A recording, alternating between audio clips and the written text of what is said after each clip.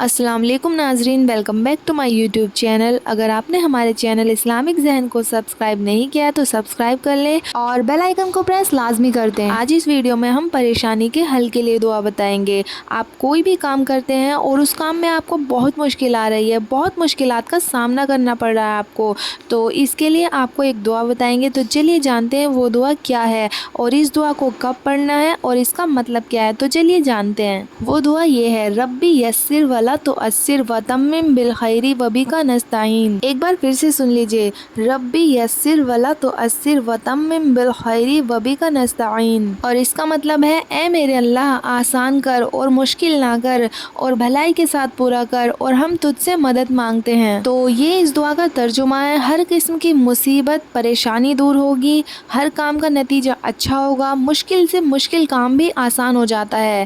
تو اگر آپ کا بھی کوئی کام ایسا ہے جس میں آپ کو بہت مشکلیں آ رہی ہیں، تو آپ کو چاہیے کہ عشاء کی نماز ادا کرنے کے بعد 100 مرتبہ اس دعا کو پڑھیں، یا پھر ہر نماز کے بعد 11 مرتبہ اس دعا کو پڑھنا چاہیے۔ تو انشاءاللہ آپ کو اس کام میں آسانی پیدا ہوگی اور کامیابی ملے گی، جو بھی آپ کی پریشانی ہے وہ دور ہو جائے گی۔ تو اس دعا کو ضرور پڑھیں۔ آپ دیکھ سکتے ہیں کہ کتاب میں اس کی کیا فضیلت لکھی ہوئی ہے۔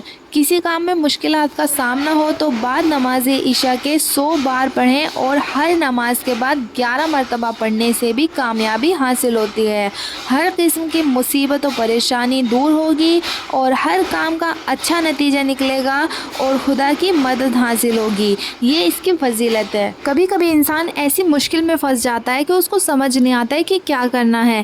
یہ آپ کے ساتھ بھی ہوتا ہے، ہمارے ساتھ بھی ہوتا ہے، یہ ہر کسی کے ساتھ ہوتا ہے کہ انسان پہ اچانک سے مصیبت آ جاتی ہے اور وہ ان مصیبت سے کیسے نکلے اس کو یہ پتہ ہی نہیں ہوتا ہے، اس کو سمجھ ہی نہیں آتا ہے کہ کیا کرنا ہے ایسے وقت میں۔ تو آپ کو جب بھی کسی کام میں کوئی مشکل پیش آ جائے تو آپ کو عشاء کی نماز کے بعد ایک تسبیح پڑھنی ہے، اور اس تسبیح پر آپ کو یہ پڑھنا ہے، یہ دعا پڑھنی ہے، ربی یسر ولا تؤثر وتمم بالخیر وبک نستعین۔ آپ کو صرف یہ چھوٹی سی دعا پڑھنی ہے، بہت ہی ایزیلی یہ یاد ہو جائے گی، کوئی مشکل نہیں ہے اس کو یاد کرنا۔ یہ بہت چھوٹا سا وظیفہ ہے، آپ کو صرف اتنا پڑھنا ہے، ربی یسر ولا تؤثر وتمم بالخیر وبک نستعین۔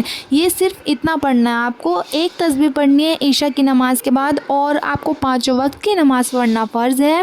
اور ایسا نہیں ہے کہ آپ نماز چھوڑ دیں گے اور صرف وظیفہ کریں گے، آپ کو نماز پڑھنی ہے، نماز پڑھنا فرض ہے، نماز ضروری پڑھنی ہے آپ کو، اس کے بعد یہ وظیفہ کرنا ہے۔ ایسا نہیں کہ نماز تو آپ ساری چھوڑ رہے ہیں لیکن صرف وظیفہ کر رہے ہیں، ایسا نہیں ہے۔ آپ کو 5 وقت کی نماز پڑھنی ہے اور عشاء کی نماز کے بعد آپ کو یہ وظیفہ کرنا ہے، اور پھر آپ دیکھنا کہ اللہ تعالیٰ اتنی جلدی سبب بنائے گا کہ آپ کو یقین نہیں ہوگا۔ بے شک میرا اللہ تعالیٰ بڑا غفور الرحیم ہے۔